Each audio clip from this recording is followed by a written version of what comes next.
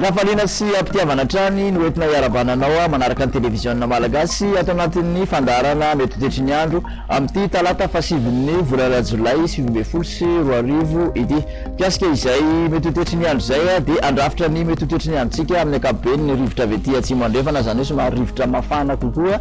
dia raha ny any an-dranomasina indray no asiana resaka somary mafy ny fitsokan'ny rivotra manamorona n'iny fatry menabe iny dia ny ranomasina ao anelanelan'ny Morombe sy Taolagnaro kosa dia somary aheriery tokony tandrina araka izany ny mampiasa izay ranomasina izay. Raha ny toetry ny andro ho an'ny rapitso maraina dia ahitana orana tandrifindrahona amin'ny morotsiraky ny faritry Diana zany hoe manodididina ny Nosy-be iny mbola ahitana orana malefaka ihany koa nefa ny faritra Atsinanana ka hatraty amin'ny faritra Vadivavy Fitovinany somary andrahona ny andro amin'ny Taolagnaro iny tokoa ibalika ny masoandro any amin'ny faritra Sisy. Ny tolakandro indray dia mbola mitoetra trany aloha ny orana malefaka amin'ny morotsiraky ny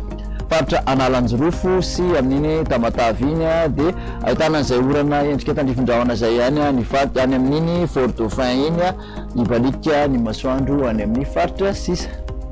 Ny maripana voavinavina ho an'ny ambany indrindra manodidina ny 12 ka hatramin'ny 14 raha ho an'ny faritra ampovoantany, 19 ka hatramin'ny 13 kosa any amin'ny morotsiraka manodidina ny Madagasikara. 13 ny maripana voavinavina ho an'ny ambony indrindra dia tany amin'iny tendrony avaratra iny no ahitana an'izany. 13 kosa any Majanga manodidina ny 14 ka hatramin'ny 15 an'ny faritra ampovoantany, eo amin'ny 15 ka hatramin'ny 19 raha ho an'ny morotsiraka Atsinanana Nosy raha toka 20 ka hatramin'ny 30 any amin'ny morotsiraka andrefan'ny Nosy.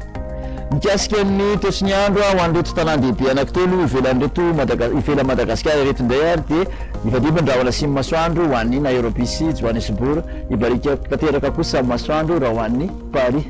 Raha ny toetry ny andro ho an'ny Nosy manodidina ny Madagasikara indray no jerena dia andrahona ny andro raha ho an'ny Maurice, ifadibin-drahona sy masoandro raha ho an'ny Comores sy